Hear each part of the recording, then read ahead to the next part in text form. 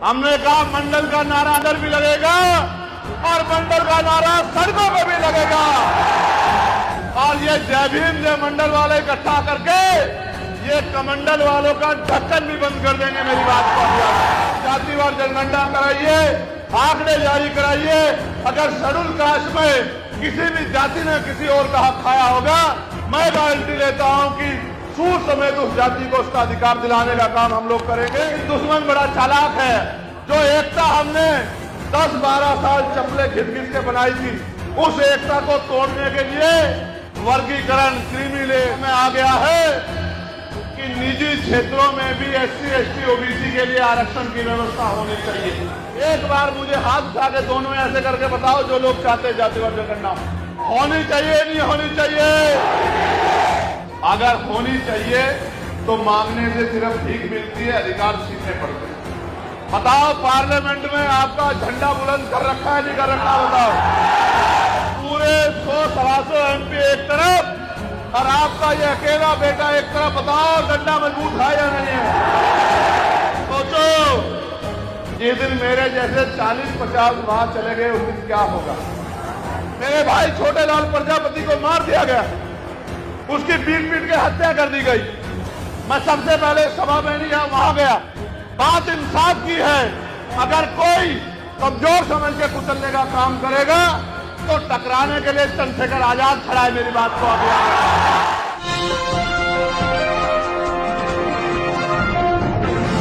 बारिश भी बहुत तेज आई है बाहर, ये भी मैं देख पा रहा हूं। लेकिन दुनिया की कोई बारिश, दुनिया की कोई आंधी, दुनिया का कोई तूफान आने वाले समय में बहुजन समाज का रास्ता नहीं रोक सकता। ये मेरा कथन आने वाले 5 से 7 साल में अटल सत्य भारत में होगा। मेरी बात को आप लोग याद रखना। बहुजन समाज के लोग तमाम तरह की मुसीबतें सहके, रूखा सूखा खाकर अपने घरों को चलाने का काम करते हैं। सुबह से शाम तक खूब मेहनत करते हैं, खूब कठिनाई उठाते हैं, तब जाकर हमारे घरों तक या हमारे भूखे पेटों तक खाना पहुंच पाता है। ये कठिन दौर है। पानी यहां से भी आ रहा है, पानी वहां से भी आ रहा है और पानी हमारे लोगों की आंखों में भी है। वो पानी, जिस पानी को सूखने में अभी कुछ समय और लगेगा, लेकिन मेरा विश्वास अटल है कि वो पानी सूखेगा और हमारे लोगों की आंखों में भी खुशहाली के आंसू आएंगे। मेरी बात को आप याद रखना। तो कुदरत ने ऐलान भेजा है कि जैसे नीरज भाई ने जब कहा कि ये बहुजन आंदोलन की सबसे मजबूत धरती होगी, तो ये बारिश गवाही दे रही है कि आने वाली फसल भी शानदार होगी, बहुजन समाज के लिए ताकतवर होगी। सम्मानित साथियों, अपनी बात को शुरू करते हुए मैं बहुजन समाज में जन्मे सभी संतों, गुरुओं और महान पुरुषों को नमन करता हूं। मैं नमन इसलिए करता हूं कि मैं उनके योगदान को याद रखना चाहता हूं, क्योंकि बाबा साहब अम्बेडकर ने कहा है कि जो कौम अपना इतिहास नहीं जानती वो कभी भविष्य का निर्माण नहीं कर सकती है। और इतिहास को जानने के लिए इतिहास को पढ़ना पड़ेगा और मैं आज आपको इतिहास के पन्नों में ले चलूंगा। सर्वप्रथम तो जिन महान पुरुषों की जयंती पे हम लोग कार्यक्रम मना रहे हैं, महामना भारतीय राजनीति के कबीर कहे जाने वाले विश्वधन रामस्वरूप वर्मा जी, और जिनकी आज जयंती है, जिनकी वजह से 52% पिछड़े वर्ग को घर के घरों में तरक्की का चिराग जला। मैं मान्यवर बीबी मंडल जी को भी नमन करता हूं। और पुराने सब लोग तो ये जानते हैं कि जातियों में हमें बांट के कौन हमारा हिस्सा खा रहा है, और जातियों को अगर तोड़ के हमने बहुजन समाज में भाईचारा स्थापित कर लिया तो फिर हम इस देश में हाथ फैलाने वाले नहीं, देने वाले लोग बन जाएंगे, ताकतवर लोग बन जाएंगे। वो दिन भी हमसे दूर नहीं होगा। सम्मानित साथियों, मैं आज याद करता हूं बाबू जगदेव प्रसाद कुशवाहा को, मैं आज याद करता हूं जननायक कर्पूरी ठाकुर को, मैं आज याद करता हूं बाबू सिरदयाल चौरसिया जी को, मैं आज याद करता हूं संत रामबिये प्रजापति जी को, मैं आज याद करता हूं संत गाडगे जी महाराज को, मैं आज याद करता हूं नारायणा गुरु को। और जब तक पेरियार ललई यादव, टीवी पेरियार रामानायकर स्वामी जैसे महान पुरुषों का नाम नहीं आएगा और उनके साथ साथ राष्ट्रपिता ज्योतिबा फूले, छत्रपति साहू जी महाराज और डॉक्टर बाबा साहब अम्बेडकर और मान्यवर काशीराम साहब का नाम नहीं आएगा, ये परिवार बहुजन परिवार एकजुट नहीं होता। मैंने जिनके नाम लिए हैं वो सब आज की जाति व्यवस्था में पिछड़ी जाति से आते हैं। तो यानी कि जो अधिकार आज हमें मिले हैं उसमें हमारे इस परिवार का बहुत बड़ा योगदान है। उन्होंने तब आगे बढ़ के इस आंदोलन को चलाने का काम किया और फिर बाबा साहब अम्बेडकर ने, मान्यवर दीना भाना वाल्मीकि जी ने, मान्यवर काशीराम साहब ने उस आंदोलन को कामयाबी के रास्ते पे ले जाने का काम किया।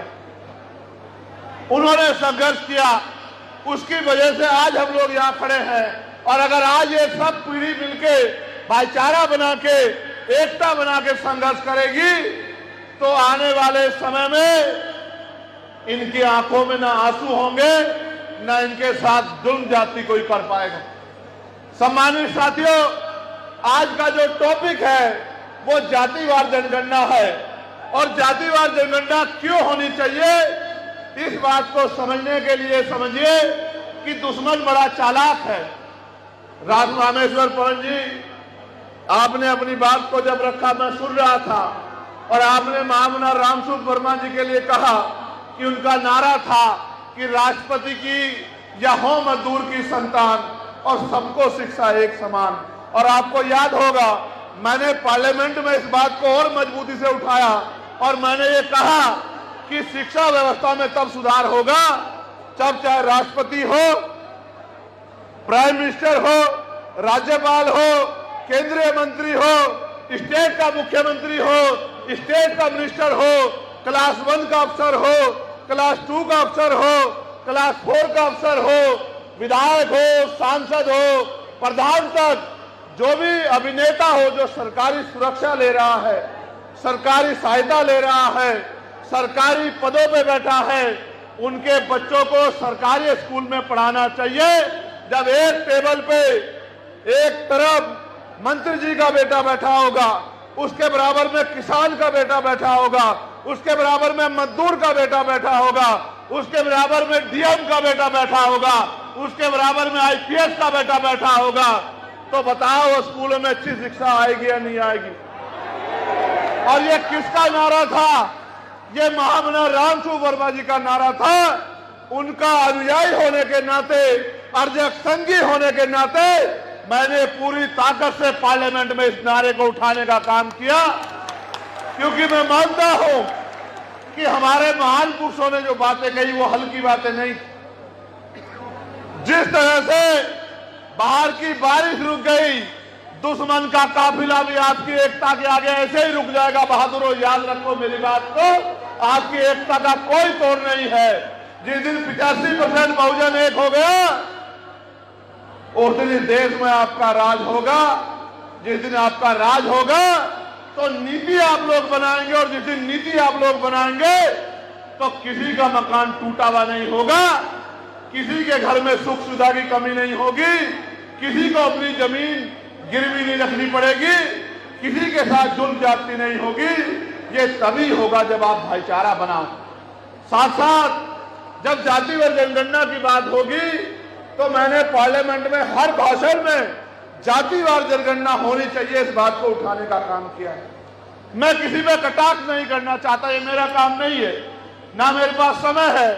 लेकिन आप याद करो, जिन पार्टियों ने जातिवार जनगणना का, आरक्षण का झंडा उठा के उत्तर प्रदेश में और देश में चुनाव लड़ने का काम किया, हक वंचित समाज के वोट देने का काम किया, कई स्टेट में उनकी सरकारें हैं, बताओ क्या वो अपने यहां जातिवार जनगणना करा रहे हैं, नहीं करा रहे हैं? बताओ। इसका मतलब क्या है? इसका मतलब यह है, नीरज भाई अपनी बातें अपने विचारों में सुनाते हैं कि बहेलिया आएगा, जाल बिछाएगा। इस बात को समझो, उनको आपसे वोट चाहिए, आपकी समस्याओं से उनको मतलब नहीं है।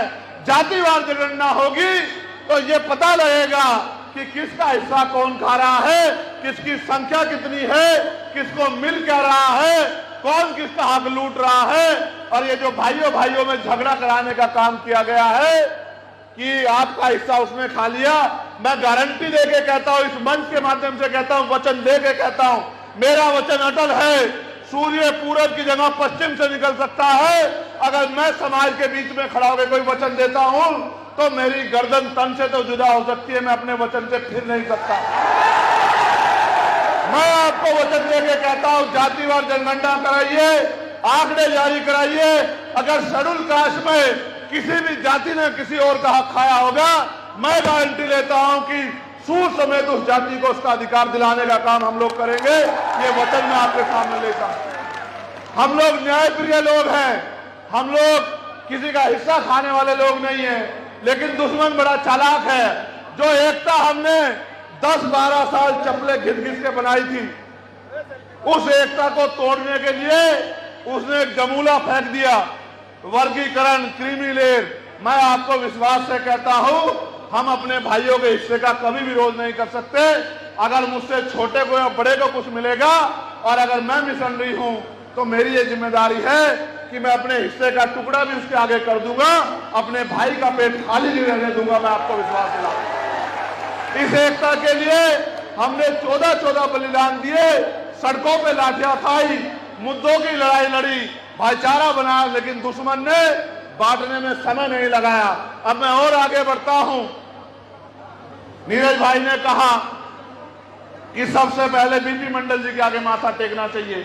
मैं ये कहता हूं कि माथा टेको या ना टेको, लेकिन बीपी मंडल जी के संघर्ष को मत भूलो। और ये भी याद करो, बीपी मंडल जी को याद क्यों करना है? बीपी मंडल जी ने तो रिपोर्ट पेश की थी कि 52% आबादी है, लेकिन धोखा करके सुप्रीम कोर्ट ने आपको 27% आरक्षण दिया। आज की मांग तो ये है, मैंने पार्लियामेंट में भी उठाई कि अब समय आ गया है कि निजी क्षेत्रों में भी SC, ST, OBC के लिए आरक्षण की व्यवस्था होनी चाहिए। बताओ, होनी चाहिए नहीं होनी चाहिए? क्यों होनी चाहिए, इस बात को समझिए। आप सब लोग टैक्स देते हैं, स्टेट को भी देते हैं, सेंटर को भी टैक्स देते हैं। अगर आप 1 रुपए का सामान खरीदते हैं तो उस पर 27% टैक्स है। यानी कि अगर किसी परिवार ने 1 महीने में 10,000 रुपए का सामान खरीदा तो 2700 रुपए सरकार के खाते में जाते हैं। आप ये महसूस करो, इन 2700 रुपए में से सरकार हमें देती क्या है? 4 किलो 5 किलो राशन। और उस राशन को देकर उस राशन को हम पे इस तरह का व्यवहार हमसे करती है और इस तरह से सलूक हमसे करती है जैसे हम उनके गुलाम। आप सब जिम्मेदार लोग हैं। बताओ, छोटा सा बच्चा बता देगा, अगर आपने किसी को 100 रुपए दिए और उसने 20 रुपए का सामान दे दिया तो किसका पैसा किसकी तरफ बैठता है? बताओ। और जिसके 80 रुपए उसकी तरफ उसका बैठता है, या जिसने 20 रुपए का सामान दिया, किसकी आंखें नीची होनी चाहिए? बताओ बताओ, किसकी आंखें नीची होनी चाहिए? मगर यहां तो उल्टा हो रहा है। 2700 रुपए जिसको आप देते हो वो आपकी खाल भी खींचता है और 200 रुपए का राशन देके आपको गुलाम बताने की भी बात करता है। और अगर कहीं आप उसको वोट ना दो तो आपको नमक हराम बताने का काम भी करता है। और साथ साथ आपके बच्चों के भविष्य को, उनके अधिकारों को लूटने का काम भी करता है। वो निजीकरण करा के आरक्षण को खत्म करने का काम भी करता है। वो तमाम तरह से सुविधा, लेटरल एंट्री, आउटसोर्सिंग करके आपके बच्चे के भविष्य को जीरो करने का काम भी करता है। सम्मानित साथियों, इस देश में मांगने से कुछ नहीं मिलता। मैं आपसे पूछना चाहता हूं, लंबे समय से मांग हो रही है कि जातिवार जनगणना होनी चाहिए। एक बार मुझे हाथ उठा के दोनों ऐसे करके बताओ जो लोग चाहते हैं जातिवार जनगणना हो।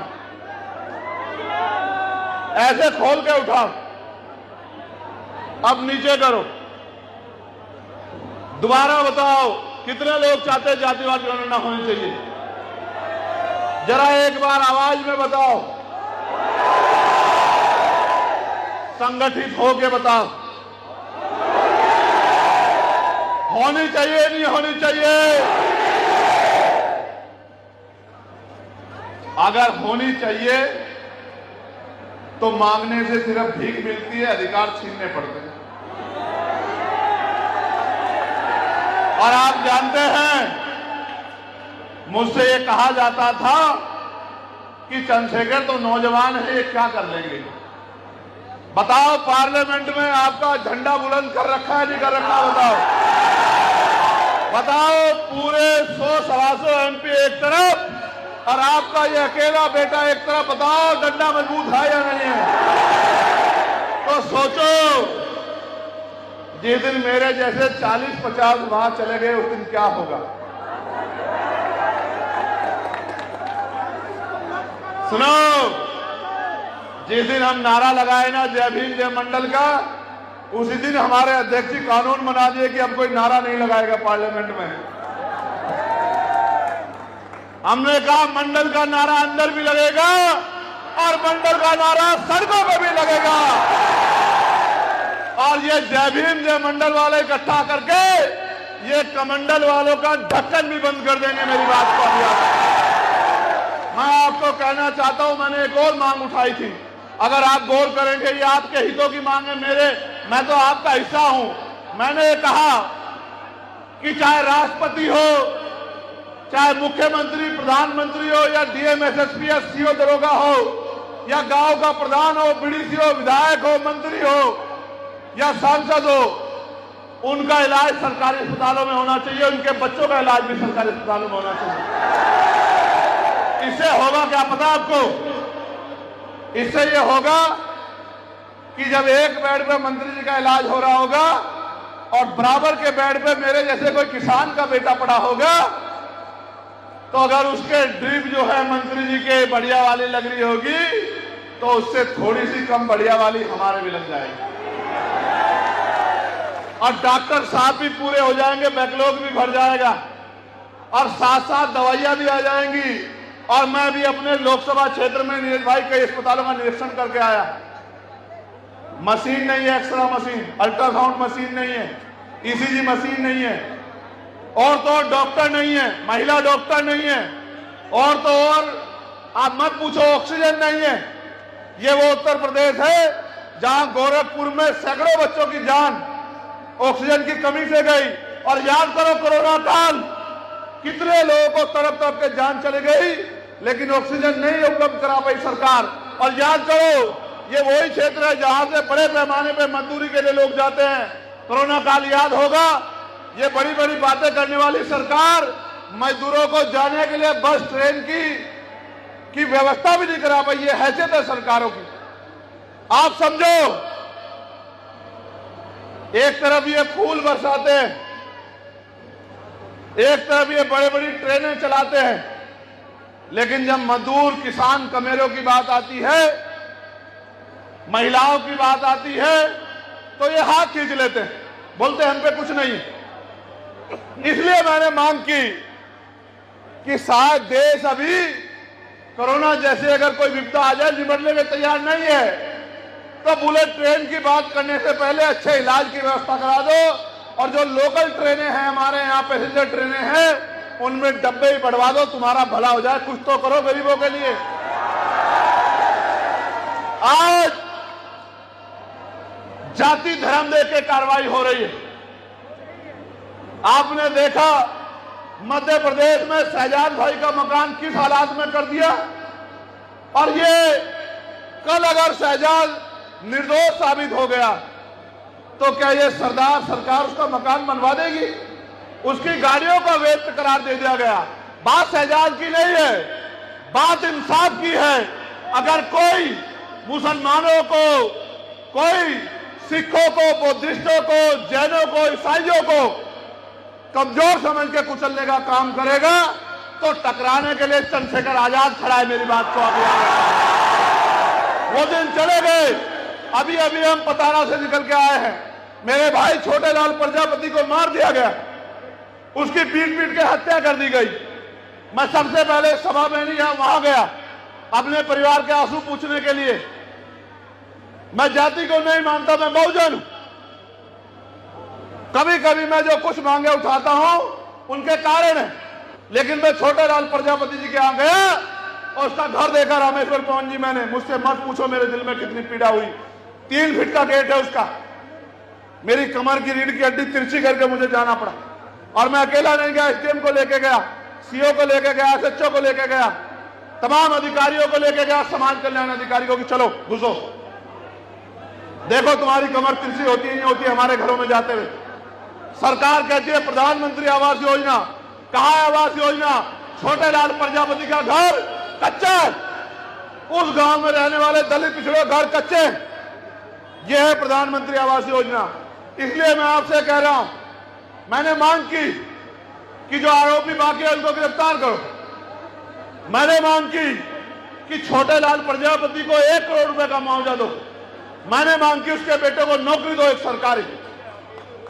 आज मैं उत्तर प्रदेश में उस ताकत में नहीं हूं, लेकिन मैं आपसे कह रहा हूं आने वाले समय में आप सब लोगों की मेहनत से अगर हम लोग उत्तर प्रदेश में ताकत में आ जाते हैं, किसी सामंती की हिम्मत नहीं होगी कि चंद्रशेखर आजाद छोड़ने वाला नहीं है।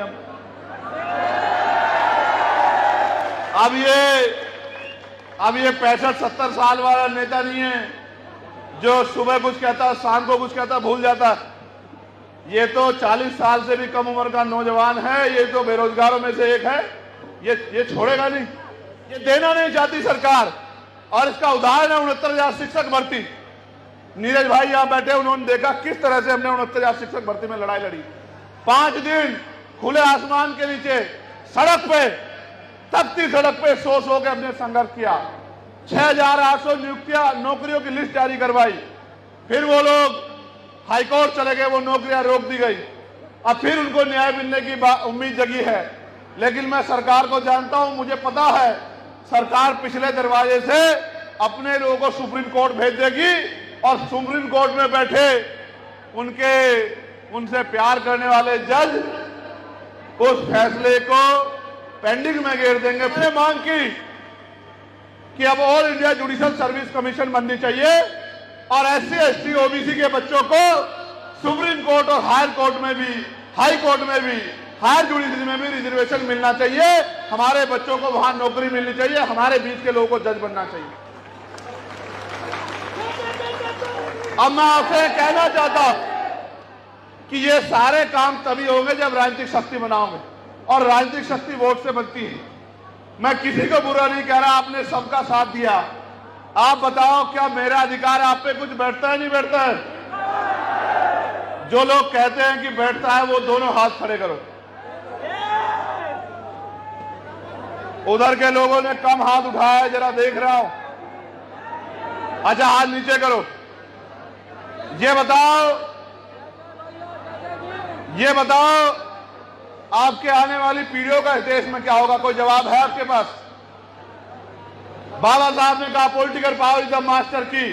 राजनीतिक सत्ता वो चाबी है जो सारी समस्याओं का हल कर सकती है, और वो चाबी आपके अंगूठे में है। जिसका बटन दबाओगे उसके पास ताकत आ जाएगी। अच्छा बताओ, जब चंद्रशेखर आजाद समाज पार्टी पे ताकत होगी तो बताओ आपके हाथ खाली होंगे क्या? बताओ। आप अपना भविष्य खुद बना सकते हो, आप अपनी तकदीर खुद लिख सकते हो, आप अपने लिए जमीन से लेकर रोजगार की और आजादी के जीवन की व्यवस्था कर सकते हो, अगर आप अपने फैसले मजबूत कर लो। मैं कल भी तुम्हारा था, आज भी तुम्हारा हूं, और जब तक जीऊंगा तुम्हारा रहूंगा। मगर कहना चाहता हूं तैयार हो जाओ, खड़े हो जाओ। यहां नहीं खड़े होना है, अपनी जिम्मेदारी पे खड़े होना है, मैं ये कहना चाहता हूं।